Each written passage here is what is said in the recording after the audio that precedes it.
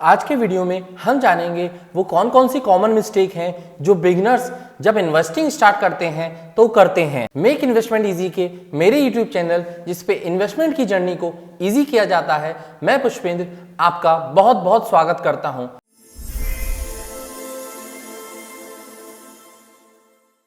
आइए चलिए जानते हैं बिगिनर्स कॉमन मिस्टेक्स। तो बिगिनर्स कॉमन मिस्टेक में नंबर 1 पे है लैक ऑफ रिसर्च। बिना सोचे समझे या फिर बिना किसी रिसर्च के अगर आप इन्वेस्ट करते हैं तो ये आपकी काफ़ी बड़ी भूल होगी और आपको एक लॉन्ग टर्म में काफ़ी बड़ा नुकसान उठाना पड़ सकता है। अगर आपको नहीं समझ में आता है कुछ भी तो नो नथिंग इन्वेस्टर आप अपने आप को मान सकते हैं और सबसे बेस्ट है इंडेक्स फंड या फिर ETF में इन्वेस्ट कर सकते हैं। काफ़ी कॉम्प्लिकेट होता है रिसर्च करना, लेकिन अगर आप धीरे धीरे इन्वेस्टिंग में घुसते हैं, ETF में इन्वेस्ट करते हैं, इन्वेस्ट करना सीखते हैं और लॉसेस को बियर करना और प्रॉफिट को रखना सीख जाते हैं तो मानकर चलिए आपकी फर्स्ट सीढ़ी इन्वेस्टिंग की स्टार्ट हो चुकी है। Common mistake number 2, emotional investing means market के फ्लक्चुएशन जो होते हैं उसमें आप इंपल्सिव डिसीजन ले जाते हैं। मींस अरे मार्केट नीचे जा रहा है सेल कर दीजिए, अरे मार्केट ऊपर गया जल्दी खरीदो नहीं तो हम रह जाएंगे। ये सब नहीं करना है। इन्वेस्टिंग का मतलब होता है एक बार इन्वेस्ट करके आप उसे रखे रहने दीजिए एटलीस्ट 5 ईयर के लिए और उसको एवरी मंथ या एवरी क्वार्टरली रिव्यू करते रहिए। Mistake number 3, diversification. हम लोग क्या करते हैं, एक ही स्टॉक के, जैसे बैंक के शेयर हैं, मैंने सारे शेयर बैंक के खरीद लिए, वो भी बिल्कुल गलत है। आप एक सेक्टर में कम से कम 2 स्टॉक रखिए और टोटल 10 से 12 सेक्टर में इन्वेस्ट कीजिए, जिससे 20 से 25 स्टॉक का आपका एक अच्छा खासा पोर्टफोलियो क्रिएट होगा। Mistake number 4, chasing trends mean आप ट्रेंड को चेज कर रहे हैं कि अरे ये स्टॉक अच्छा चल रहा है ये ले लेता हूं, अरे वो स्टॉक अच्छा चल रहा है वो ले लेता हूं, उसने वो सजेस्ट किया है ऐसा वैसा। ऐसा आपको बिल्कुल भी नहीं करना है। किसी भी स्टॉक को जो ट्रेंडिंग स्टॉक है उसे बाय करना आपके फंडामेंटल के लिए काफी बुरा साबित हो सकता है, तो प्लीज इसे अवॉइड कीजिए। Mistake number 5, timing the market. New investor हमेशा सोचते हैं अरे कोविड जैसा एक बार फॉल आ जाए तो मैं खरीद लूंगा, लेकिन ऐसा कभी नहीं होता है। क्यों? अगर आप रेगुलर इन्वेस्टिंग करते रहेंगे तो ही आपको ये मार्केट साइकिल्स देखने को मिलेंगी। ये साइकिल्स होती हैं जो हर 5-10 साल में आती रहती हैं। अभी जो साइकिल आई छोटी सी, उसमें क्या आपने इन्वेस्ट कर दिया? नहीं किया होगा।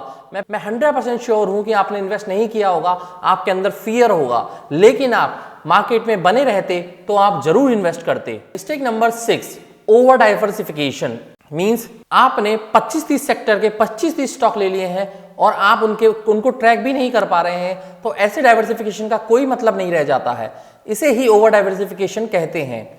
आपको ध्यान रखना है कि आपको 10 से 12 सेक्टर जिनको आप ट्रैक कर सकते हैं उन्हीं में अपने स्टॉक मिनिमम 1 मैक्सिमम 2 स्टॉक आप रख सकते हैं, जिससे आप उन्हें ट्रैक करने में ज्यादा तकलीफ ना हो। Mistake number 6, neglecting fees and taxes. अगर आप स्टॉक्स को बार बार बेचेंगे और बार बार खरीदेंगे या फिर म्यूचुअल फंड के एक्सपेंस रेशियो को चेक नहीं करेंगे तो ये भी आपके लिए काफी नुकसानदायक साबित हो सकता है। मान लीजिए म्यूचुअल फंड का एक्सपेंस रेशियो 2% का है तो आपके 2% रिटर्न तो सीधे सीधे कट जाते हैं। और अगर आप फ्रीक्वेंटली स्टॉक्स को बेचते हैं खरीदते हैं तो आप खुद सोचिए, आपका शॉर्ट टर्म कैपिटल गेन 20% लगता है और लॉन्ग टर्म कैपिटल गेन 12.5% लगता है। 7.5% का डिफरेंस तो आपको यहीं पर देखने को मिल जाएगा। आपकी वेल्थ क्रिएट का तो पता नहीं, लेकिन आप टैक्स देने में नंबर 1 बनने वाले हैं। Mistake number 8, setting unrealistic goal. लोग कहते हैं आज मैंने 10,000 कमाए, आज मैंने 15,000 कमाए। अरे जब आपने लॉन्ग टर्म के बारे में सोचा है तो क्यों आप 10 और 15,000 के बारे में सोचते हैं? आप कंपाउंडेड रिटर्न के बारे में सोचिए कि मुझे 20 से 22% CAGR मिल जाए, मेरे लिए सफिशिएंट है। आप बिलीव नहीं करेंगे लॉन्ग रन में इतनी वेल्थ जनरेट होगी आपकी, अगर 15 से 20 साल तक आप 20% CAGR से अर्न कर लेते हैं। तो वॉरेन बफेट के बारे में तो आपने सुना ही होगा। वॉरेन बफेट ने आज तक अपनी वेल्थ का 18 to 20% CAGR ही कमाया है, लेकिन कंसिस्टेंसी से 50 ईयर्स तक 18 to 20 CAGR कमाना किसी के लिए भी आसान नहीं होता है। Point number 9, ignorance risk tolerance. आपको अपने रिस्क के हिसाब से ही गोल बनाने चाहिए।